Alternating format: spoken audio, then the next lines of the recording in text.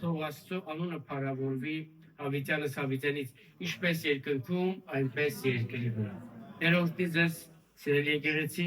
այսօր ուզում եմ խոսեմ Աստծո խոստացված հանգստի մասին, որ Աստված ինքը յուրաքանչյուրիս խոստացել այդ հանգիստը եւ ուզում է, որ մենք ամեն մեկս Քրիստոսի մեջ, իր որդու Հիսուս Քրիստոսի մեջ հանգիստ ունենանք։ Եվ բոլոր նրանք, ովքեր որ Քրիստոսի մեջ հանգիստ են ունենում, Հայր Աստված ինքը իր հանգիստը վայելում է այդ անձի կյանքի մեջ։ Բայց միշտ դրան անդրադառնալը եկեք սկսենք Եբրայեցիների 4-րդ գլուխ առաջի համարից։ Բացում ենք Եբրայեցիների գիրքը եւ հետեւում ենք խոսքին, ամեն։ Կողքինի տասա, որ այսօր Աստված իմ համար հզոր բան է անում։ Եվ այն վայելում եմ Սուրբ Հոգու ներգործությունով։ Այստեղ գրված է Եբրայեցիների 4:1։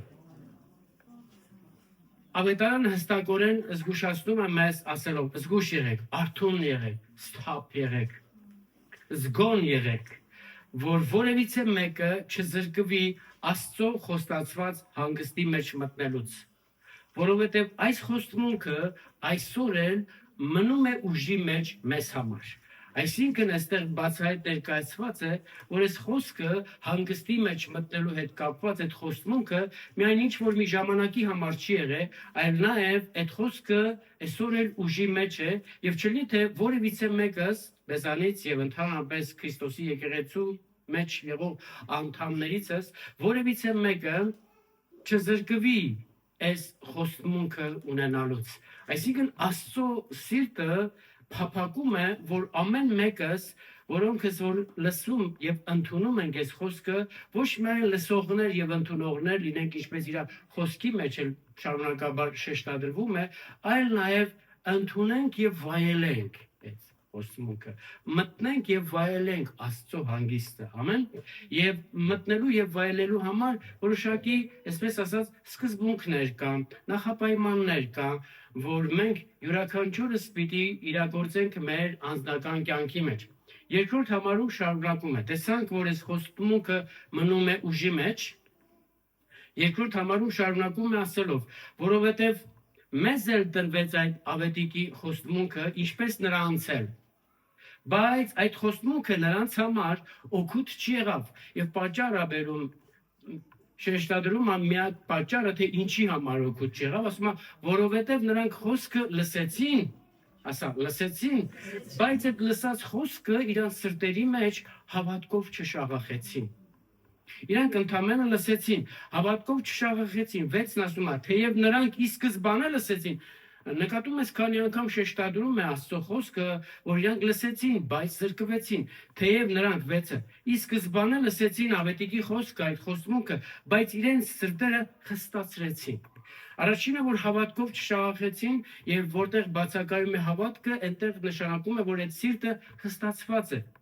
Ասում է, իրենց սիրտը խստացրեցին եւ իրենց անհավատությունով, եւ որտեղ կա անհավատություն, ասեցի կա սրտի խստություն, եւ որտեղ կա անհավատություն, բնականաբար կա անհաշտություն, եւ անհաշտության մեջ բնականաբար արկա է անհնազանդությունը, եւ ասում է, հենց դրա պատճառով էլ իրանք զրկվեցին այդ խոստմունքը մտնելու հնարավորությունից, զրկվեցին Աստծո հանգիստը մտնելու հնարավորությունից։ Սիրելիս, հարազատս, քաղցրս, դու Աստծո ընտրյալն ես, ինչպես որ նրանք են, բայց ասում է չլինի, թե ինչպես իրանք զրկվեցին, այնպես էլ մենք։ Եվ տեսնում ենք, որ հիմնական այդ պատճառը, որ իրանք զրկվեցին, Աստծո խոսքի նկատմամբ ունեցած նրանց վերաբերմունքն էր։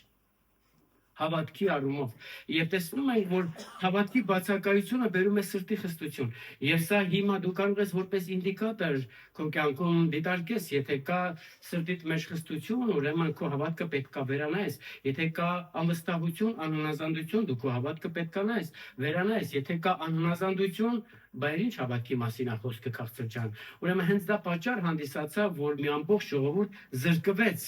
Աստծո խոստացված երկիրը մտնելուց։ Եվ տեսնում ենք, որ այստեղ շեշտադրում է, որ այդ խոսքն այսօր էլ մնում է ուժի մեջ։ Այդ խոսքը այսօր էլ մնում է ուժի մեջ։ Եվ 7 համարն ասում է, որ այսօր էլ Աստված իր խոսքով կրկին անգամ ասա, կրկին անգամ քաջալերում է մեզ ասելով, որ այսօր, երբ որ Աստծո խոսքը լսես, Սիրտդ մի խստացրու, սիրտդ մի փակիր, նորից շեշտադրումը, անվստահությամբ, անհավատությամբ, անհաշտությամբ, բնականաբար անհնազանդություն մի ցուցաբերիր Աստծո խոսքի նկատմամբ, այլ հավատքով եւ հնազանդությամբ ընդունիր Աստծո ավետարանի խոսքը, որ կարողանաս մտնել եւ վայելել այդ խոստմունքը, որը խոստացել է բոլոր հավատացողներին։ Չկան առավելագույններ, որոնք պիտի մտնեն եւ վայելեն։ Կան ուղղակի բարիս բուն իմաստով հավատացողներ եւ ճշմարիտ առումով հավատացողներ, հաստատուն առումով հավատացողներ։ Ամեն։ Եվ տեսնում ենք, որ այստեղ իրոք Աստված կրկին անգամ արտահայտում է իր սրտի անհանգստությունը նոր ուխտի ժողովրդի նկատմամբ, նոր ուխտի հավատացյալների նկատմամբ, որը Քրիստոսի արյունով փրկագնված են, Քրիստոսի արյունով ազատագրված են, սրբագործված են, չլինի թե նրանք էլ զրկվեն այդ խոստմունքը վայելելուց, հանգիստը վայելելուց, ինչպես որ նրանք է։ 11-ում 4 գլխում ենք, լավ, հետևում ենք խոսքին։ 11 համարում ասվում է. Ուրեմն եկեք ամեն մեկս էլ ջանք անենք, որ այդ խոստմունքը, հանգստի խոստմունքը մտնենք եւ վայելենք, որ չլինի թե որևիցե մեկը այն նույն գրված է, չէ՞ ձեր մոտ, այն նույն անհավատության ու անհնազանդության պատճառով զրկվի այդ հանգիստը մտնելու հնարավորությունից, ինչպես որ նրանք զրկվեցին։ Տեսեք, այն ինչ որ կատարվել է 5 կտակարանում, մեզ համար օրինակ է, եւ դա գրված է հենց այդպես։ Եվ որպես օրինակ ունենալով մեր աչքի առաջին, եկեք որ նույն անտարբերությամբ չվարվենք Աստծո խոսքի հանդեպ։ Մարդիկս մենք նոր կտակարանի, այսպես ասած, հավատացյալներս շատ հաճախ Աստծո խոսքը թերարժեքում ենք, թերագնահատում ենք, արժեքազրկում ենք մեր վերաբերմունքով։ Մենք բառացի դա չենք ասում, մենք մեր լեզվով չենք դավանում դա, բայց մեր վերաբերմունքով դա հենց այդպես իրականացնում ենք։ Եվ դա պատճառ է, որ մենք զրկվենք այն խոսքից, որ Աստված ասել է մեր կյանքում եւ Քրիստոսով իրականացրել է։ Օրինակ, շատերս գիտենք, որ Աստված սեր է, բայց չենք մնում այդ սիրո մեջ։ Շատերս գիտենք, որ Աստված սիրում է մեզ, բայց չենք վայելում այդ սերը։ Ընդհանրապես գիտակցության մեջ ենք ունենում, բայց գործնական կյանքում, առօրյա կյանքում դրանից զուրկ ենք։ Սա խոսում է այն մասին, որ տվյալ անձը լիարժեք չի մտե Քրիստոսի հանգստի մեջ։ Ուշադիր ես։ 12-րդ համարն է կարդում։ Հետևում ես խոսքին։ Այնքան լուր ես, ոնց որ խան եմ կարոզում։ Մի հատ արձագանքի։ Ուշադիր, հալելույա։ 12-ը։ Ուրեմն զգուշ մնանք, որ չզրկվենք, ինչպես նրանք էլ ասում են, զրկվեցին, չէ, 12-ը, որովհետև Աստծո խոսքը կենդանի է եւ զորավոր, ասա, կենդանի է եւ զորավոր։ Եթե շեշտում ենք կենդանի է եւ զորավոր, հասկանում ենք, որ Աստծո խոսքը գործում է այսօր է, ամեն։ Եվ այդ խոսքը, որը կենդանի է եւ զորավոր, ինչը թափանցում է մինչեւ մարդու շունչը, հոգին եւ մարմնի հոդվածները ողնուծուսքն է եւ քննում է մարդու մտքի մտածմունքները, սրտի ծածուկ խորհուրդներն են, երկսայրից սուր է այդ խոսքը եւ կտրում է ու հեռացնում է ամեն աղտոտված բաները մեր կյանքից։ Թույլ տալիս ես, որ Աստծո խոսքը դա անի իմ ու քո կյանքում։ Տեսեք, առաջի Թեսաղոնիկեցիների 5:23-ում շեշտադրումը սկզբնական առումով, հերթական առումով այսպես է. հոգի շունչ մարմին, Աստված ասում է, ես քո ամբողջ էությունը, քո հոգի շունչը մարմինը կատարյալ կանեմ եւ կպահեմ մինչեւ Հիսուս Քրիստոսի փառավոր գալուստը։ Այստեղ շեշտադրված հերթականությունը սկսվում է շունչից։ Շունչ, հոգի, մարմին, Աստված սկսում է մեր անձերի մեջ գործելուց, մեր շնչի ոլորտից սկսած հոգու ոլորտն է թափանցում եւ դրանով ներգործում է մեր ամբողջ մարմնի մեջ, ողնուծուսքի մեջ եւ այդ խոսքի հիման վրա կտրում ու հրացնում է ամեն ախտեղություն, այսինքն այն ինչ որ ճշմարտությունից չի, հարազատս, քաղցրս, Քրիստոսի եկեղեցին քաղցրը, ամեն։ Այն ինչ որ ճշմարտությունից չի, Աստծուց չի։ Եվ ճշմարտության խոսքը, որ գալիս է մարդու կյանքի մեջ, հանում է մարդու էությունից, հոգու շնչից եւ մարմնի ոլորտից, հանում է այն ամենը, ինչ որ ճշմարտությունից չի, ինչ որ ճշմարտությունից չի, Աստծուց չի, ինչ որ ճշմարտությունից չի, քեզ չի կարող տանել ճշմարտության մեջ, ինչ որ ճշմարտությունից չի, քեզ չի կարող տանել Աստծո մեջ, լսի, ինչ որ ճշմարտությունից չի, դևիցն է։ Եվ այսօր Աստծո սրտի փափակն է, որ այդ ամենը ինչ որ ճշմարտությունից չի, որ դեռ շարունակում է մնալ իր եկեղեցու, այսպես ասած, շնչի, հոգու եւ մարմնի ոլորտում, այդ ամենից ազատի իր եկեղեցին։ Ամեն։ Եվ մենք տեսնում ենք, որ այս 3 ոլորտների մեջ էլ 5 կտակարանի ժողովուրդը անցան այս 3 կարևորագույն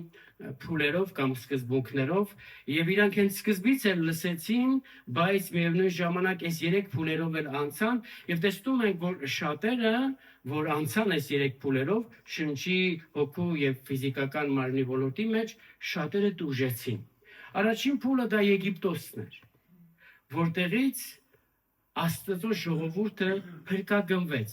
ազատագրվեց, Զատիկը մորթելով, հիշում եք, ավետարանի խոսքը լսելով, Զատիկը մորթելով, նրանք դուրս եկան Եգիպտոսից, բայց նրանցից շատերի համար այդ դուրս գալ, այդ ելքը եւ ընթացքը ժամանակավոր բնույթ կրեց, որովհետեւ նրանք շատերը ընկան անապատի մեջ եւ մեռան, թեպետ որ դուրս էին եկել Եգիպտոսից։ Երկրորդ փուլը դա հենց անապատային ոլորտն է, ասա անապատ։ Եվ որտեղ որ հենց այդ ժողովուրդը թափառական դարձավ, մոլորվեց եւ թեպետ արդեն դուրս էր եկել Եգիպտոսից աշխարհիցը, բայց դեռ Եգիպտոսը իրենց սրտից չէին հանել, աշխարհը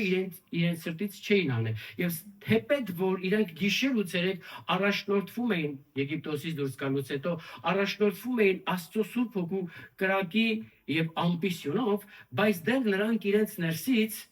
աշխարհը Եգիպտոսը չէին հանել եւ սա պատճառ հանդիսացավ որ նրանք ընկած մնան անապատի մեջ։ Խոսքը չի գնում միայն նրանց մասին, նրանց օրինակով մենք դիտարկում ենք մեր սրտի կարգավիճակը։ Մենք մեր զատկով, այսինքն Հիսուս Քրիստոսով դուրս եկանք աշխարհից, խավարից, ամեն, բայց հիմա աշխարհը մեր կյանքից հեռացրել ենք, վանել ենք աշխարհին բնորոշ մտածելակերպը, սկզբունքները, այն ամենը, ինչ որ աշխարհն առաջարկում, ժամանակավոր է, ունային եւ կորստաբեր, բայց մենք էդի հեռացրել ենք մեզանից, թե դեռ շարունակում է մնալ մեր մեջ, թեպետ որ հավատում ենք նոր կտակարանյան նոր ուխտի զատկին Հիսուս Քրիստոսին, որ արդեն իսկ մեռել է մեր համար, զոհվել է մեզ համար։ Եթե մենք շարունակում ենք մնալ աշխարհին բնորոշ սկզբունքների կերպարանքի մեջ, նշանակում է մենք էլ այսօր դեռ շարունակում ենք այդ անապատի մեջ մոլորված ու թափառական մանգատ։ Երրորդ փուլը, երրորդ ոլորտը սա խոստացված երկիրն էր, Քանանի երկիրը, Աստծո հանգստի խոստումունքը, որը Հիսուս Քրիստոսն է, ամեն, որտեղ որ մտա եւ ժառանգեցին բոլոր նրանք, ովքեր որ մտքի փոփոխություն ունեցան, ամեն։ Գիտեք, չէ՞ որ սերնդափոխությունը դա մտքի փոփոխություն էր նաեւ, ամեն։ Եվ այս սրա համար էլ Հռոմեացիների 12-րդ գլխի 2-րդ համարում գրված է, որ դուք էլ ընդունած լինելով Քրիստոսին, հա, ձեր անձերը ընծայեք, զոհաբերեք Աստծուն, որպես սուրբ եւ կենթանի զոհ, ձեր միտքը նորոգեցեք, որ կարողանաք Աստծուն հաճելի պատարագ մատուցեք, ամեն։ Ուրեմն տեսնում ենք առանց մտքի նորոգության մարդը չի կարող մտնի Աստծո հանգստի մեջ։ Դու կարող ես դուրս եկած լինել Եգիպտոսից, բայց քանի դեռ Եգիպտոսը աշխարհը, ասա Եգիպտոս դուր Եսու, էդի չի։ Աշխարհը, խավար աշխարհը, քանի դեռ աշխարհին բնորոշ մտածելակերպը, ապրելակերպը, սովորություններն ու սկզբունքները դուրս չեն եկել քեզանից, դու դեռ չես վայելում ամբողջապես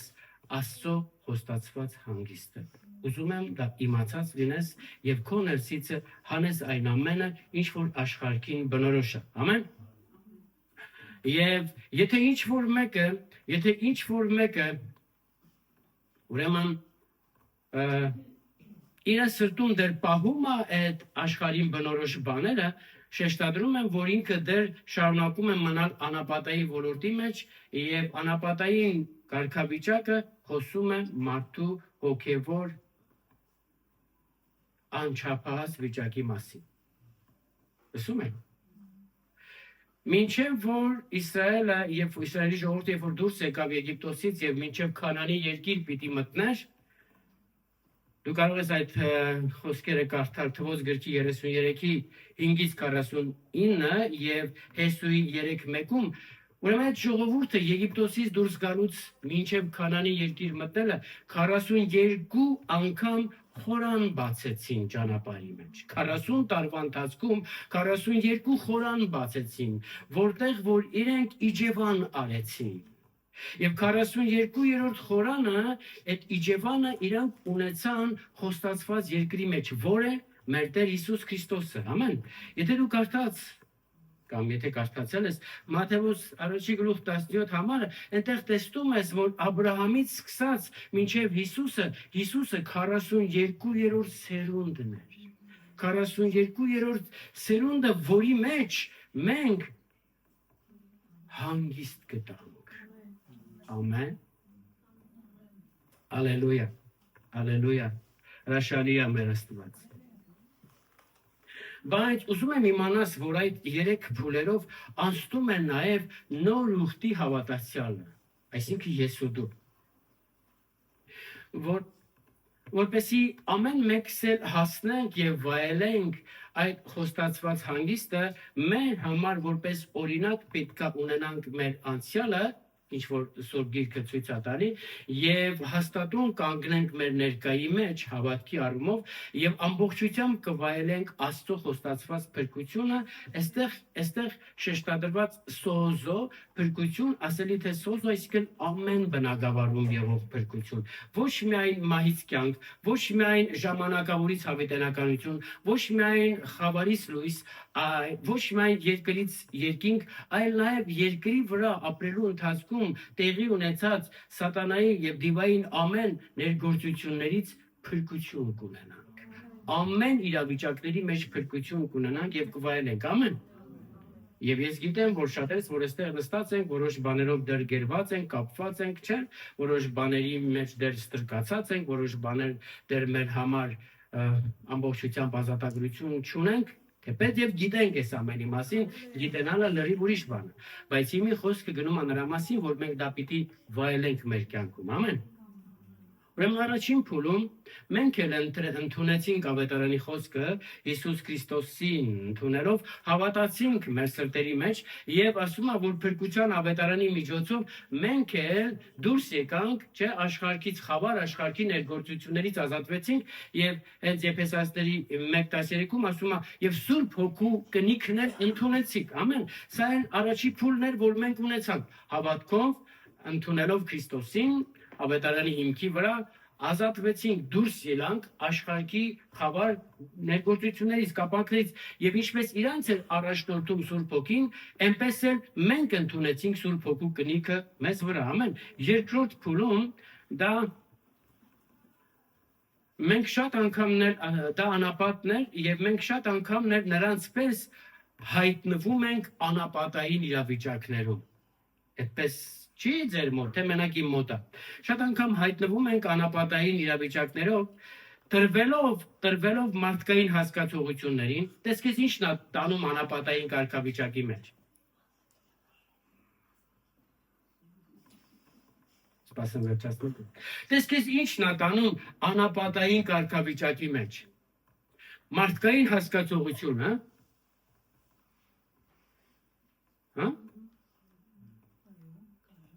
Դու հիմա կասես անապատն որ ես որ, բայց մարդու միտքը դա անապատային կարգավիճակն է։ Մարդու միտքը պատերազմի վայր դաշտ է։ Խոսում ենք անապատային կարգավիճակի մասին, երկրորդ ոլորտի մասին, որտեղ որ իրենք էլ մոլորվեցին։ Եվ ամեն անգամ, երբ որ մենք տրվում ենք մեր մարդկային հասկացողությանը եւ մեր ցանկություններին, մենք դառնում ենք թափառական եւ մոլորված անապատային կարգավիճակի մեջ, ինչպես նրանք իրենց իրավիճակներով անցան։ Եվ դեռ մենք նշանակում է մենք դեռ մեր շնչի ոլորտում ենք եւ ասում է, որ շնչավոր մարդիկ Աստծո հոգու բաները չեն կարող ընկալել, ամեն։ Մեր միտքն է այդ ամենի մեջ դեր ունենում եւ միտքը Այսինքն շունչը դա մեր միտքը, կամքը եւ զգացմունքներն է, ամեն, եւ միտքը ասացի որ պատերազմի դաշտ է, ուրեմն ցանկացած անձ թեկուզ որ առաջի փուլով անցել է, ընդունել է Քրիստոսին, դուրս է եկել խավար աշխարհից, փրկա գնված է, բայց դեռ շարունակում է իր շնչի ոլորտի մեջ իր հասկացողությանը տրվելով եւ առաջնորդվելով իր մարդկային մարմնավոր ցանկություններով, նա արդեն իսկ թափառական է։ Կգա եկեղեցին, ծառայության ժամանակ կմասնակցի ծառայություններ, անգամ ծառայություններ կանի, անցած անգամ խոսում ենք, մարդը կարա ծառայի եկեղեցուն, բայց ոչ Քրիստոսի։ Դա նշանակում է ինքը այսպես թափառական իրավիճակ ունի, ինքը որոշում էլ չունի, չի գիտակցում, անորոշ կարգավիճակում է, չի գիտակցում, ճիշտ տեղում է թե չէ, ճիշտ անում թե չէ։ Աստծո սրտի համեմատ անում թե իր սրտի, որովհետև ինքը կենտրոնացած է շնչի ոլորտում իր ուրեմն մարդկային հասկացողությունների վրա եւ տեսանք որ դա պահում է մեզ անապատային կարգավիճակի մեջ երրորդ փուլում դա մեր մարդկային հոգու մեջ մենք հավատքով ընդունում ենք Քրիստոսին եւ նրան Սուրբ Հոգու միջոցով վայելում ենք մեր հոգու մեջ եւ դա խոսում է որ մենք իրականում վայելում ենք Աստծո հոստացված հանգիստը Սուրբ երրորդությանը համատեղված մեր կյանքում վայելում ենք բայց երբ որ այս ամենը վերապրելուց հետո նորից ու նորից չէ որ նրանք դուրս եկան Եգիպտոսից, բայց նորից ու նորից նրանք դարձյալ ուզեցին Եգիպտոսի այսպես ժամանակավոր վայելքներին դառնային։ Թե մենք դες միտք չենք ունենում, թե մենք չենք ունենում մտքեր կամ ներգործություններ, որ վայելենք այս աշխարհի իբր թե այսպես ճակերտերի մեջ ասած վայելքը ժամանակավոր։ Եվ ամեն անգամ, երբ որ մենք մտնում ենք այդ մտավոր դաշտի մեջ եւ ընդունում ենք այդ բերած միտքը, մենք հայտնվում ենք անապատային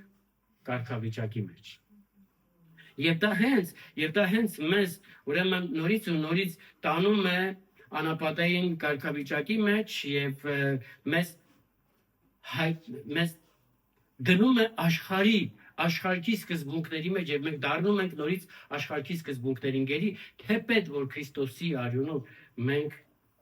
ազատագրվել ենք բայց մեր շնչի ոլորտում մենք դարձյալ դառնում ենք այնտեղ գերի եւ երբ որ մենք շարունակում ենք ուրեմն անորոշության մեջ տրտնջալ, ապստամբել եւ հակառակվել, վիճաբանել ու անհնազանդությամբ վարվել, դա նորից շեշտադրում է այն մասին, որ մենք գտնվում ենք այդ անապատային կարգավիճակի մեջ։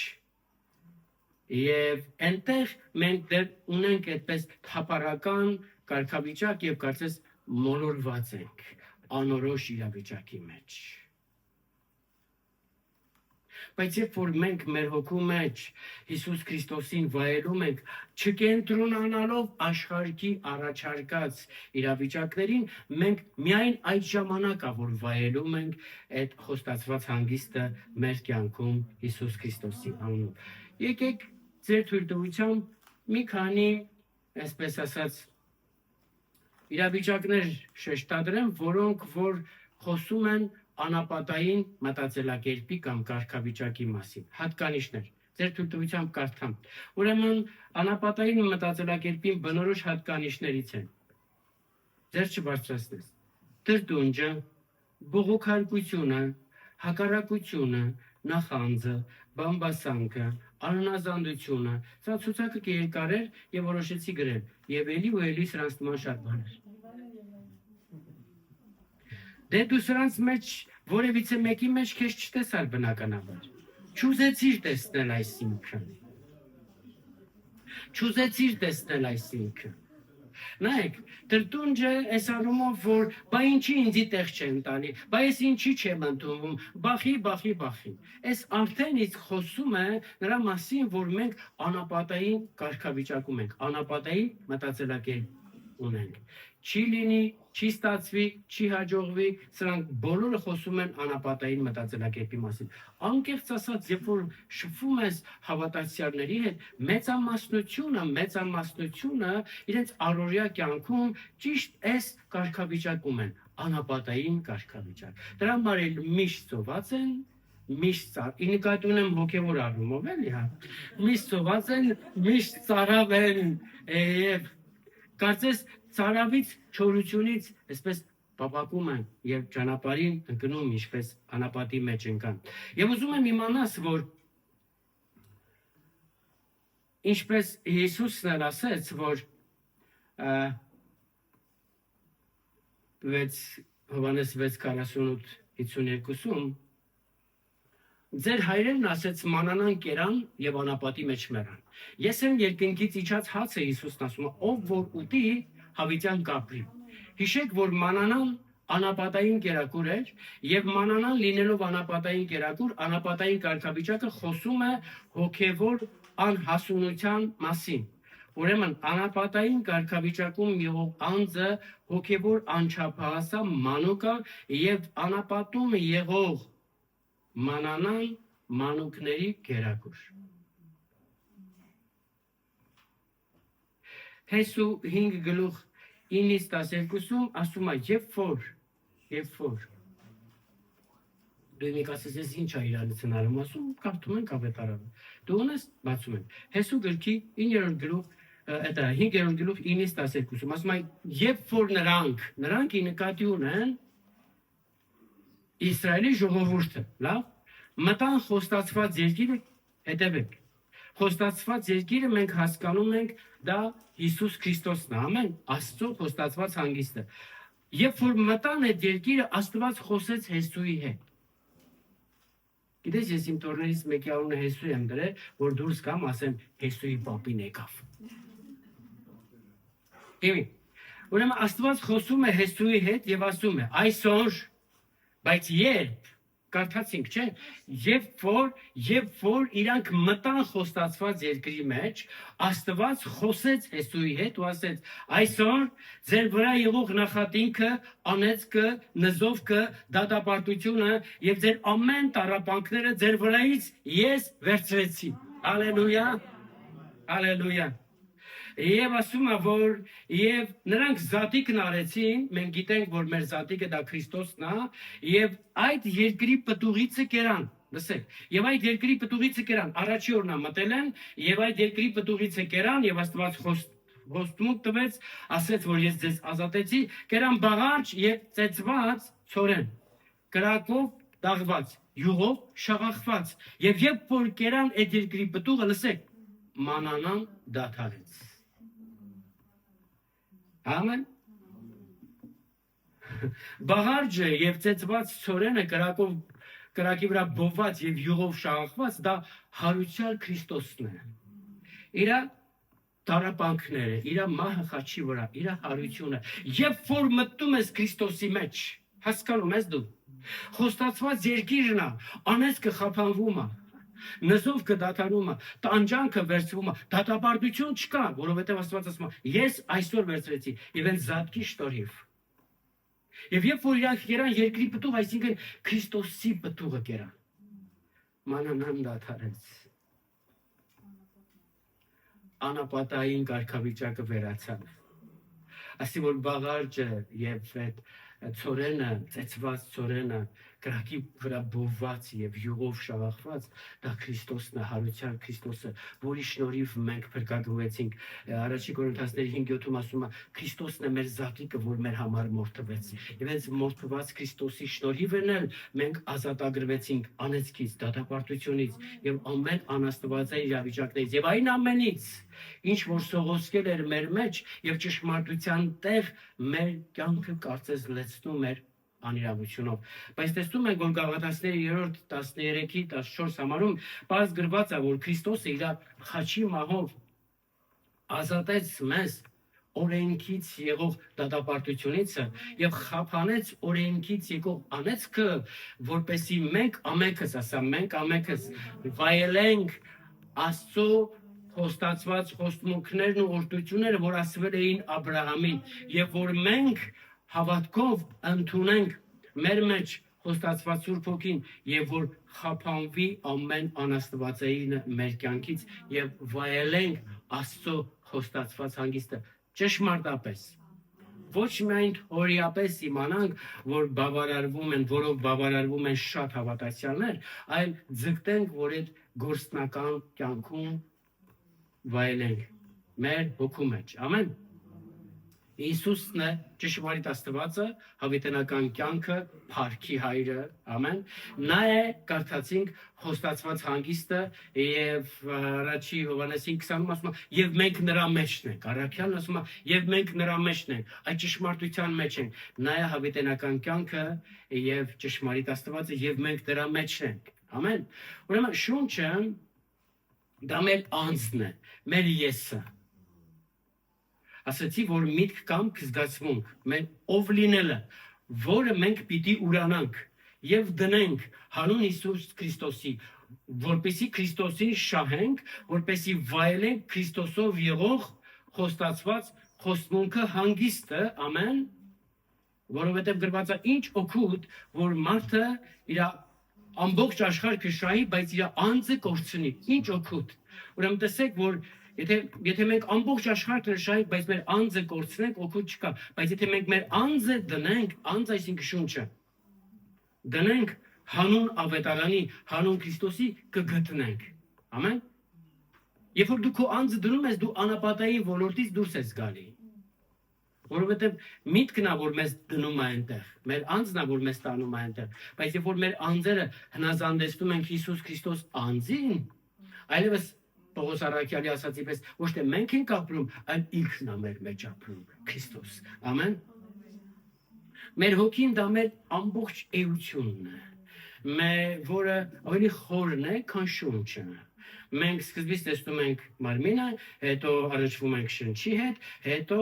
նոր հոգուն ենք անդրադառնում, եւ այդ հոգին դա ամենախոր եւ կարեւորագույն օրգանն է, որտեղ մենք վայելում ենք Աստծուն, իր ներկայությունը, երրորդությունը, որով մենք առնչվում ենք Աստծո Սուրբ Հոգուն եւ այդ խոսքը մեր մեջ դառնում է հայտնություն եւ կյանք, հենց հոգու մեջ։ Ամեն։ Եվ Աստված ինքն էլ հոգի լինելով ուզում է, որ իրան երկրպագողները հոգով եւ ճշմարտությունով երկրպագեն, Աստված այդպեսի երկրպագող է ուզում։ Կարող ես ասել դրանցից մեկը ես եմ, ուղղակի ոչ թե sense ասացի համար, ասելու համար, այլ գիտակցես, որ դու իրոք ճշմարիտ երկրպագող ես, որովհետև որտեղ չկա, որտեղ այսպես Աստված չի կարողանում հանգիստ գտնել իր հոգու մեջ, մարդկային հոգում, իր հոգու միջոցով մարդկային հոգում, եթե Աստված հանգիստ չի գտնում, այդ հոգուց ճշմարիտ երկրպագություն չի կարող բարձրանալ։ Ճշմարիտ երկրպագություն բարձրանում է այն անձիցը, այն հոգու միջիցը, որի մեջ Աստված իր հանգիստն է վայելում։ Քիչ հետո կանդրադառնանք դրան։ Եվ հենց ինքը Սուրբ Հոգին էլ վկայություն է տալի մեր մարդկային հոգուն։ Չէ՞ մեր շնչին չի վկայում, չէ՞։ Մեր մարդկային հոգուն է վկայում, որ մենք Աստծո որդիներ ենք, եթե կամ ոմանց համար, քանի որ արդեն ընդունել ենք Աստծո Սուրբ Հոգին մեր սրտերի մեջ հենց ավետարանի խոսքի հիման վրա։ Եվ հենց ինքը Սուրբ Հոգին մեր մեջ, մեր հոգու մեջ բերում է Քրիստոսի փառքի ներկայությունը եւ Քրիստոսով եղող շնորհքի գերազանց մեծությունը մեր կյանքերի մեջ։ Եվ տեսնում ենք, որ Քրիստոսը Աստծո կենթանի եւ զորավոր խոսքն էր, ամեն։ Եվ ինքը թափանցում է մեր հոգու, շնչի եւ ֆիզիկական մարմնի մեջ։ Իմը որ կարդում ես դա, լսում ես դա, թույլ տուր որ կատարվի դա իմ ու քո կյանքում։ Քրիստոսը Աստծո կենթանի խոսքն է եւ զորավոր, որը թափանցում է մինչեւ մարդու միտքը, հոգին, շունչը եւ մարմնի հոդվածները, ոսկորների ողնուծուցկը եւ քննում է։ Եվ կտրում ու հեռացնում է։ Եվ ինքը գիտի մարդու սրտի խորհուրդները։ Մենք իմի նստած ենք եւ մեզ թվում է, որ մենք ամենաճիշտն ենք մտածում, ամենալավն ենք հավատում, ամենաուժեղ հավատացյալներն ենք, բայց Տերը գիտի մեր սրտի ծածուկ խորհուրդները, որ ոչ ոք չի կարող գիտենալ։ Գիտի նայելով մեզ, իմանալով մեզ, գիտի մեր հասցեն, մեր ապրելակերպը, գիտի երեք ինչքան ենք կարդացել, ինչքան ենք աղոթել, ինչքան ենք ժամ տրամադրել իր ներկայությունը վայելելուց, եթե դու հիմա ասես ես ժամ տրամադրել եմ, Տերը կասի, բա այդ ում ես տրամադրել, ես այդտեղ չէի։ Լսում ես։ Դու միգուցե ինչ որ ժամ էր տրամադրել ես, սկսել ես մարդկայինորեն, քո մարդկային տեսանք, որ մարդկային իմաստությունը, հասկացողությունը մեզ տանում է անապատի մեջ, բայց մենք պետք է մտնենք Քրիստոսի մեջ, որպեսզի Քրիստոսի մեջ մտնենք, մենք պետք է ունենանք աստվածային մտածելակերպը, Աստծո խոսքի հիման վրա պիտի սկսենք մտածել, ամեն։ Հալելույա։ Ուրեմն իմանալով այս ամենը, եկեք որ մենք այսօր ընդունենք այդ խոսքը եւ թույլ չտանք, որ մեր մարդկային միտքը, զգացողությունը կամ հասկացողությունը մեզ զրկի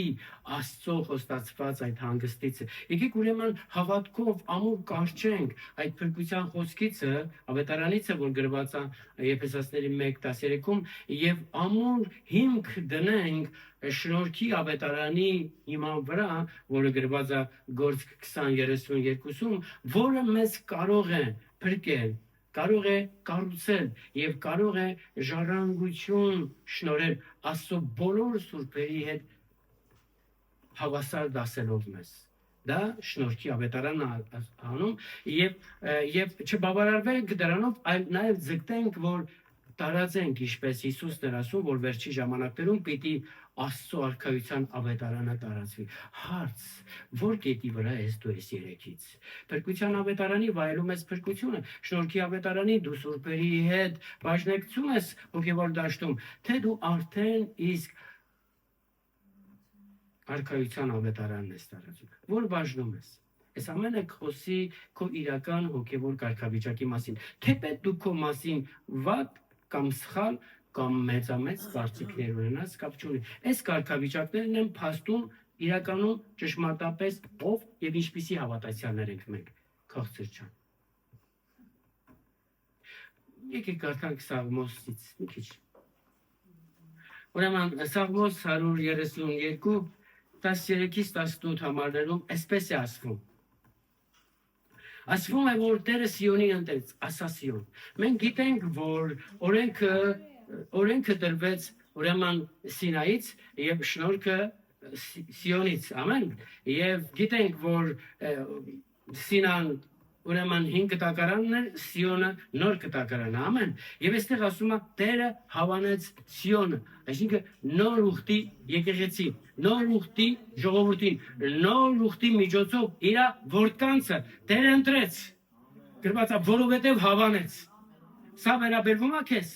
Տերը ընտրեց, որովհետև հավանեց եւ իր համար բնակարան շինեց եւ ասեց. ահա սա է հավիտյան, իմ հանգիստը, ես այստեղ պիտի բնակվեմ եւ այստեղ իմ հանգիստս պիտի վայելեմ։ Լսի քաղցրս, քանի դեռ մարդը իր հանգիստը չի վերագտե, չի վերապրե Հիսուս Քրիստոսի մեջ, Աստված ինքը չի կարող այդ անձի մեջ վերագտնի եւ վերապրի իր հանգիստը։ Երբ որ անձը հանգիստ է գտնում Քրիստոսի մեջ, այդ նույն անձի մեջ Աստված ինքն է իր հանգիստը գտնում։ Ամեն։ Եվ եթե որևիցե մեկը Քրիստոսի մեջ դեռ ամբողջական հանգիստը չի վայելել, բնականաբար Աստված էլ այդ անձի մեջ չի կարող ամբողջական հանգիստը վերապրի, նշանակում է այդ անձի մեջ ինչ որ մի բան հանգիստ է գտած։ Դիվային ներգործությունը։ Հիսուսն ասում էր, ավեսները ոչեր ունեն, թրջունները բուրներ, բայց մարդու որդին ձեր սրտերում հանգիստ գտնելու, գլուխը դնելու տեղ չունի։ Իսկ եթե մարդի որդին, այսինքն Հիսուս Քրիստոսը տեղ չունի, նշանակում է ինչ որ բաների դու արդեն տեղ ես տվել, որև նրան տեղ չկա, բայց լինելով փրկագրված, սարմանալի է, լինելով ազատագրված, ձերբազատված, բայց մտքի շնչի ոլորտում դու դեռ հլը ընտեղ ես։ Շարունակում ես հին մտածելակերպով, գործելակերպով, սկզբունքներով, սովորություններով, հասկանում ես, որ հիմի պիտի դու էդի թույլ տաս, որ Աստծո խոսքը քո կյանքից կտրի եւ հեռացնի Հիսուս Քրիստոսի զորավոր անուն։ Բայց ասում եմ, ես ընտրել եմ Սիոնը եւ ասել եմ դա իմ բնակարանն է, հանգստի վայրն է, ես այնտեղ պիտի բնակվեմ, որովհետև սրան հավանեցի։ Այս էլ քիչ է ու ասում է, ես Սիոնը օրհնելով պիտի օրհնեմ։ Սիոնը դա Քրիստոսի եկեղեցին է, ամեն։ Դու որպես անհատել ես Քրիստոսի եկեղեցին, բայց դրանով մի բավարարվի։ Եթե մենակ բավարարվում ես անհատապես Քրիստոսի եկեղեցին լինելով եւ չես ձգտում ընդհանուր եկեղեցու միաբանության մեջ մտնել, դու դեռ անապատային կարգավիճակում ես։ Ոչինչ որ ձեր դուրս չի գալի, բայց ճշմարտությունն է։ Եվ միշտ չի որ ճշմարտությունը ընդունելի է։ Ուրեմն ասում օշտնելով պիտի օշտնեն Սիոնին եւ նրա կերակուրը պիտի առատացնեմ։ Կերակուրը մենակ այսպես նյութականի մասին չի, այլ ամեն առումով, ամեն եւ նրա աղքատներին առատությունով պիտի հագեցնեմ հացով։ Այսինքն Քրիստոսի եկեղեցում որևիցե մեկը կարոտության, պակասության կարիք չի ունենալու։ Ամեն առումով չի ունենալու։ Ժողովուրդ, սա վերաբերվում է Սիոնին, ոչ թե Սինային։ Ամեն։ Սիոնը դա Քրիստոսի եկեղեցին է։ Եվ ես ու դու Քրիստոսի եկեղեցու ինչ որ մի անդամն ենք։ Թեկուզ փոքր, բայց այդ եկեղեցու անդամն ենք։ Ամեն եւ մարմինը ինքը որպես մարմին կարիք ունի այդ մարմնում եղող ամեն մի, այսպես ասած, միկրոբի բջիջի է։ Ամեն։ Մենք այդ ամբողջ մեծ Քրիստոսի ընտանիքի մեջ մեծ բջիջ ենք։ Բայց կարևոր։ Եվ այդ բջիջի համար Քրիստոսը իր արյունը թափեց։ Ինքը իջավ իր փառքից, որ մեզ հասցնի այդ փառքերի մեջ։ Ինքը թողեց երկինքը եւ երկրի վրա բնակվեց, որ մեզ դարձնի երկնքի բնակիչ։ Ինքը կոչվեց մարդու որդի, որ մեզ կոչի Աստծո որդի։ Նա մեռավ, որ մենք ապրենք, նա տանջվեց, որ մենք լինենք օրհնված։ Նա դարձավ մեղավոր, որ մենք դառնանք արդար։ Բայց ո՞նց է, ինչպիսին է մեր գնահատանքը Քրիստոսի արած գործի հանդեպ քաղցրճան։ Ոչ թե մեր բառացի խոսակցականի մեջ, այլ մեր գործնական կյանքի մեջ։ Ամեն։ Եվ դեն շարունակում է ասելով, որ ես Սիոնի քահանաներին փրկություն պիտի հագցնեմ։ Սիոնի քահանաներին դու կանչված ես Սիոնի մեջ քահանայություն անելու։ Դու քո ընտանիքի մեջ կանչված ես քահանայություն անելու, բայց այստեղ շեշտադրված է փրկություն պիտի հագցնեմ, այսինքն պիտի պարուրեմ այդ փրկությունով։ Լավ։ Եվ ինձ հավատարիմ եղողները ուրախությունով պիտի ցնցան։ Ասա, Տիրոջը հավատարիմ եղողները ուրախությունով պիտի ցնցան։ Սա եւս մեկ անգամ ինդիկատոր է, չգիտեմ հայերենն եմ ասում այդ ինդիկատոր, թե չէ, բայց դուր է գալի ինձ այդ բառը, ինդիկատոր է, այսինքն եթե որևիցե մեկի կյանքում ուրախությունը բացակայել է, քաղցր ջան, ուրախության բացակայությունը փաստում է քո հավատարմության բացակայության մասին, ինչպես որ խավարի ներկայությունը փաստում է լույսի բացակայությունը, այնպես էլ քո ուրախության բացակայությունը Եսի նկատի չունեմ, որ դու ժամանակ առ ժամանակ, երբ որ ամեն ինչ լավ է քո համար, այսպես աշխարհային ուրախությունով, որովհետև Հիսուսն էլ ասեց, որ իմ ուրախությունն եմ տալիս ձեզ ոչ թե ինչպես աշխարհը, լավ, բայց եթե բացակայել է Աստծո ուրախությունը իմ ու քո կյանքից, մի հատ վերանայենք մեր հավատքը, միգուցե բացակայել է մեր հավատարմությունը Աստծո նկատմամբ։ Մեկ ուրիշ թարգմանության մեջ ասում է. «Եվ բոլոր նրանք, ովքեր որ հավատարիմ կգտնվեն իմ ծառաների նկատմամբ, նրանք ուրախությունով պիտի ցնցան»։ Ամեն։ Հալելույա։ Հրաշալի է։ Իմենայի, որքան ու քո հավատարմությունը եւ Աստծո նկատմամբ եւ Աստծո ծառաների։ Եվ հետո շարունակում է. այնտեղ ի նկատի ունի Սիոնում Դավթի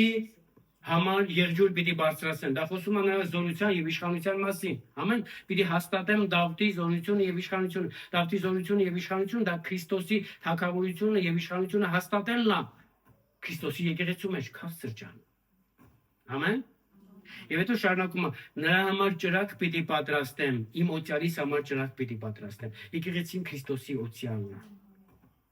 Եվ ասում եմ իմ օծյալիս համար ճրակ պիտի պատրաստեմ, դա խոսքի հայտնությունն է։ Մենք գիտենք, որ Աստծո խոսքը լույս ու ճրակ է մեր ոտքերին եւ ճանապարհներին։ Պիտի պատրաստեմ, այսինքն Աստված խոսքի հայտնություն պիտի շնորհի եկեղեցուն։ Դու անհատապես եկեղեցի ես, եթե շաբաթը մեկ դու հայտնություն չունես, միգուցե քիչ ասեցի կամ 3 օրը մեկ կամ օրեկան դու հայտնություն չունես խոսքի առումով։ Ես չեմ ասում ամիսի 1 տարի 1, էսի իմացա, բայց ամեն օր ես ու դու գոնե շաբաթը մեջ։ Մի հատ ասա հալելույա։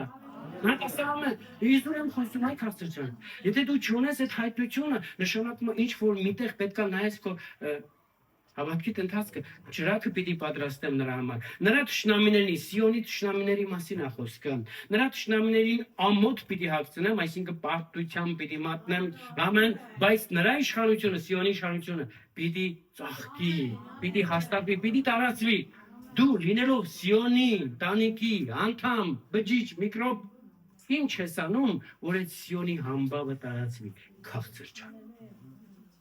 Ուրեմն եք որ այսօր մեր սիրտը բացենք Աստծո խոսքի առաջ եւ ասենք այո Տեր, շնորհակալ ենք, որ եւս մեկ օր մեզ համար դու խոսք ունես ասելու այսօր, երբ որ նրա խոսքի ձայնը լսես, սիրտդ մի խստացրու, մի կարծրացրու։ մի փակի այդ բաց եւ հավատքով ընդունիր խոսքը եւ կտեսնես որ դու ոչ միայն գիտես հանգստի վայելքի մասին, այլ մտել ու վայելում ես այդ հանգիստը։ Սա է Աստծո կամքն ու ծրագիրը իր եկեղեցու ամեն մի անդամի համար։ Երրորդ տված Հիսուսի զորավարը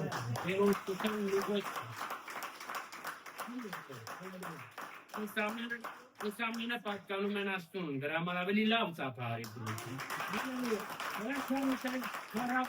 ամենակարող Աստծո։ Ամեն, բայց ուզում եմ ասեմ, Քաստր ջան, որ այս ծափերը քեզ չի ազատում պատասխանատվությունից, որ այս ծափերը քո վրա եւս մեկ անգամ վերում է պատասխանատվություն, որ դու կարիք ունես այն ամեն արգելքներից ազատվելու, մտնելու եւ վայելելու Աստծո խոստացված հանգիստը Հիսուսի զորավոր անուն։ Ամեն եւ ամեն։